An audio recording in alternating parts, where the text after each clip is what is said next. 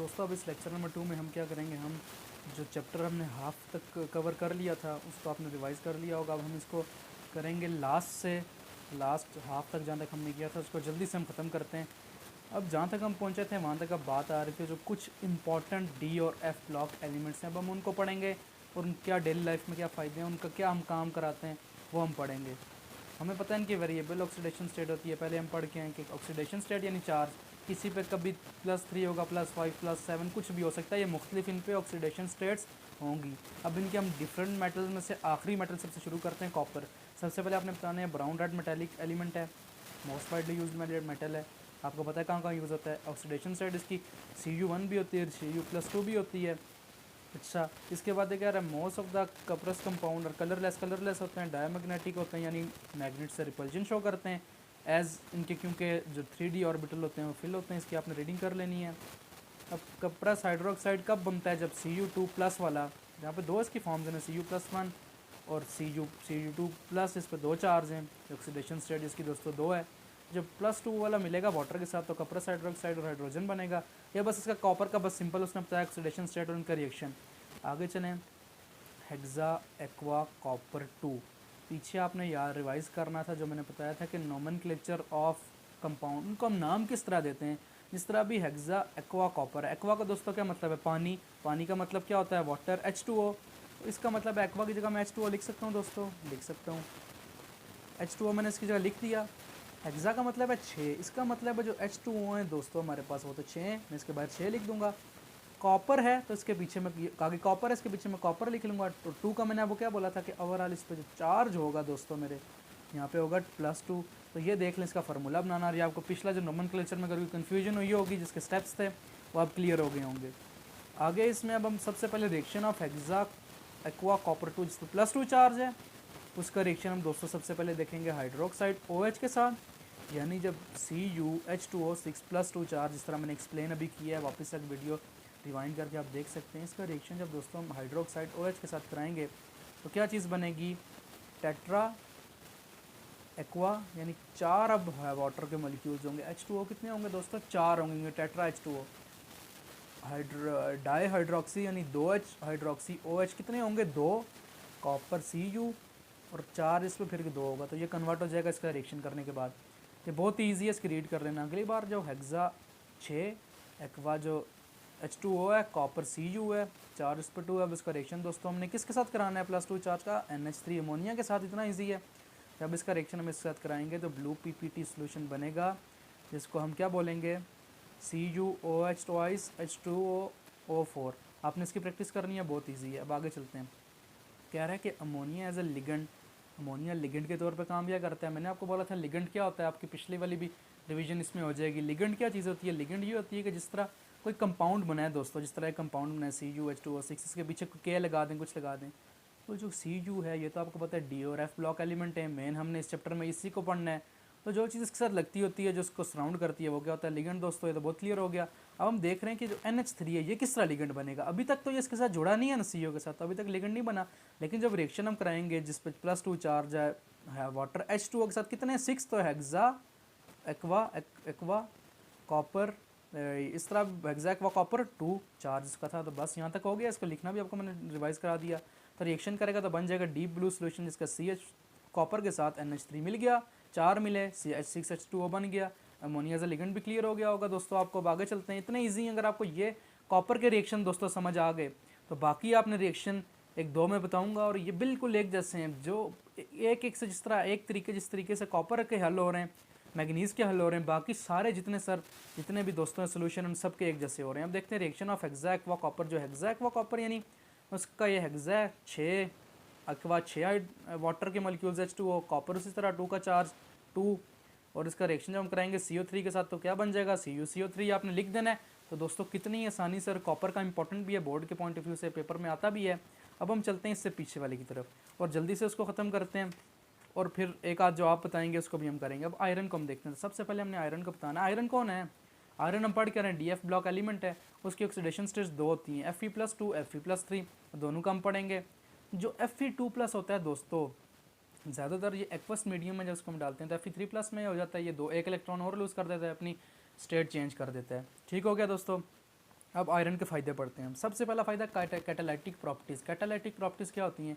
ये रिएक्शन को बहुत ही तेज़ कर देती है, यानी कोई भी रिएक्शन को तेज़ करेगा। जिस तरह अमोनिया NH3 कितनी ज़रूरी है, उसको कौन बनाता है, कौन उसमें मदद करता है, Fe मदद करता है। और कौन सा मदद करता है? Fe कैटालाइटिक प्रोसेस से मदद करता है। इसके फ़ायदे पता लग गए, रिएक्शन लिखना है आपने, बता देना इसमें काम आता है। दूसरा चीज़, iron as a catalyst in the reaction between persulphate ion. Persulphate का मतलब होता है H2O8 और 2 आयोडाइड जो है, इसके रिएक्शन में आयरन कैटलिस्ट के तौर पे यानी इन रिएक्शन को तेज़ करता है ताकि SO4 I2 आयोडीन गैस बन जाए। यहाँ तक बात दोस्तों क्लियर हो गई।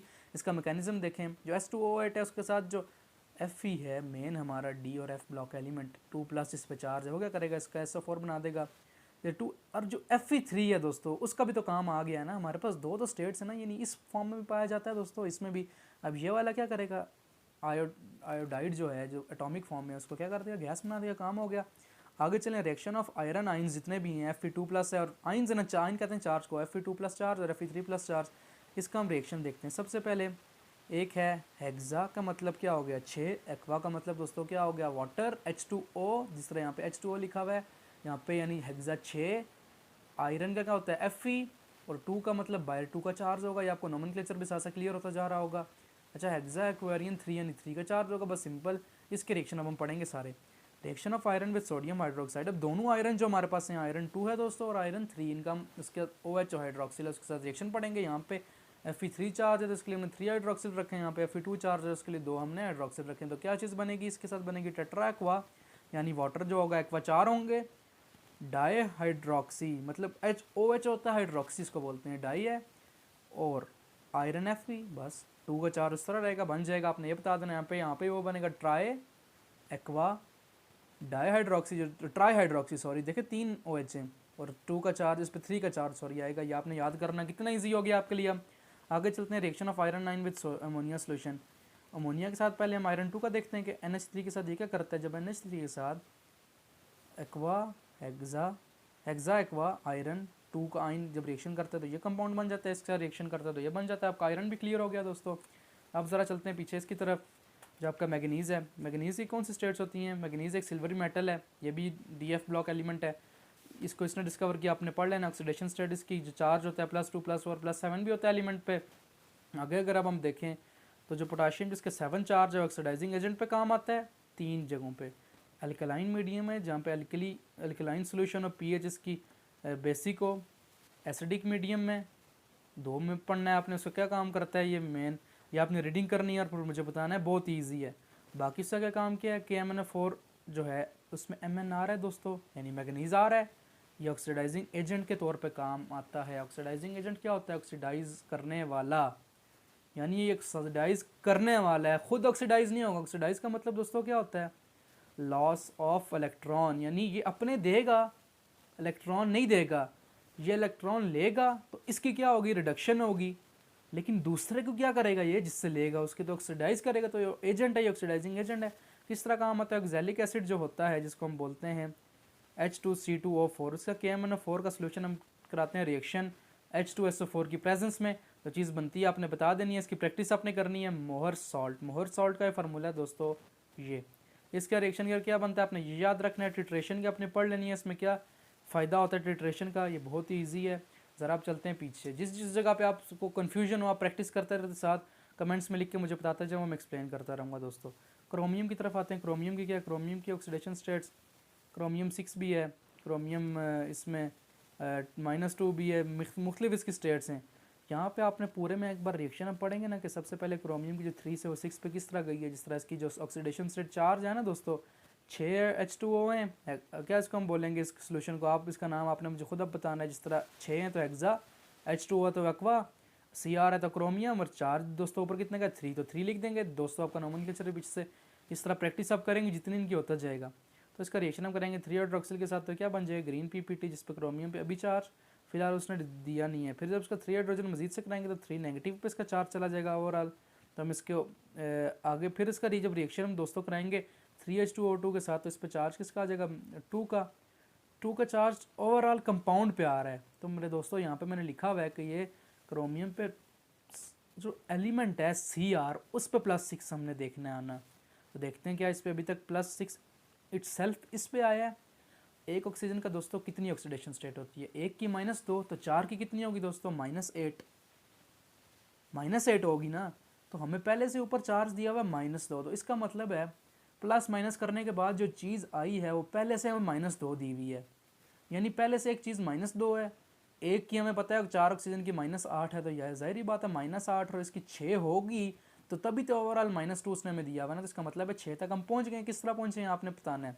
इसके बाद रिएक्शन आपने बहुत ही ईजी है। क्रोमियम किसका रिएक्शन होता है, क्या करता है, उसको ऑरेंज करता है, येलो करता है, उसको ऑक्सीडाइजिंग एजेंट पे काम करता है, जिंक के साथ रिएक्शन करता है, एसिड के साथ ऑक्सीडाइजिंग एजेंट के तौर पे काम आता है, ऑक्सीडाइज करता है उसको। बहुत ईजी, आपने इसको पढ़ लेना है। इनमें से एक आध तो आना है ज़रूर। अब वेनेडियम जो लास्ट है इसमें, ये बहुत ही ईजी है दोस्तों। वेनेडियम में क्या है, सिल्वरी मेटल है। इसमें वेनेडियम की ऑक्सीडेशन स्टेट आपने बता दी है कौन कौन सी है, यहाँ पे लिखी हुई है कि +5 भी है, +1 +2 0 -1 3 सब कुछ है। आपने बता देना किन किन वेनेडियम किस स्टेट में उसकी ये ऑक्सीडेशन होती है। +5 कब होती है, जब वो हो V2O5। +0 कब होती है, जब वो हो दोस्तों सिर्फ V, तो 0 होगी। -1 कब होगी, जब V, ये आपने याद करना है, इंपॉर्टेंट है। इसमें अगर आप गो थ्रू भी कर लें MCQs, और बाकी आपका पक्का हो जाएगा एक आध दिन के अंदर। बाकी वेनेडियम ऑक्सीडाइजिंग एजेंट पे ये भी काम आता है। HCl के साथ इसका क्या रिएक्शन आपने ये बताना है। अच्छा, अगर इसकी ऑक्सीडेशन स्टेट 5 हो तो ये रंग उसका येलो होगा, 4 होगी तो ब्लू होगा, 3 होगी तो ग्रीन होगा, 2 होगा तो पर्पल होगा। दोस्तों ये हमारा पूरा चैप्टर तकरीबन ख़त्म हो गया। ये मैंने पिछले लेक्चर में वो काम दिया था कि DD ट्रांजिशन क्या होता है, DD स्प्लिटिंग क्या होती है। DD जो सब शेल्स हैं, इसमें जो एनर्जी का डिफरेंस होता है जब हम लाइट स्ट्राइक करते हैं, तो जो कलर दोस्तों प्रोड्यूस होता है वो क्यों होता है, हमने फिजिक्स में भी पढ़ा हुआ है कि जब लाइट स्ट्राइक करती है तो इलेक्ट्रॉन ऊपर नीचे जंपिंग करेंगे, जिस तरह हमने बोर एटॉमिक मॉडल में पढ़ा था।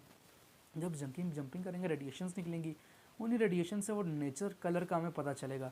तो इसमें DD ट्रांजिशन है, DD स्प्लिटिंग है, ये आपने इंपॉर्टेंट है, याद करना है। तो हम दोस्तों हमारा देखें कितनी जल्दी से चैप्टर ख़त्म हो गया। अब हम कोशिश करेंगे कि अगले लेक्चर में इसकी और केमिस्ट्री का इस चैप्टर की गो थ्रू करें। अगर आपको समझ आ रहा है अपने दोस्तों के साथ इसको शेयर करें, कोई चीज़ ना समझ आए कमेंट्स में लिख दें, मैं उसको समझा दूँगा उसी टाइम। और अब ये मैंने गो थ्रू करा दिया, अब आपका काम है, इसमें ज़रूरी काम यह है कि हर बंदे को इंशाल्लाह समझ आएगी। आपने काम ये करना है कि इसकी पूरी एक बार खुद अपनी तरफ से रीडिंग करनी है, प्रैक्टिस करनी है। प्रैक्टिस के बगैर कोई चीज़ आपको पता है मुमकिन नहीं होती। अपनी तरफ से पूरी इसकी प्रैक्टिस करनी है, फिर मेरा वापस लेक्चर आपको आके देखना है, क्योंकि कम टाइम में मेरा मकसद है आपका कम से कम टाइम वेस्ट हो।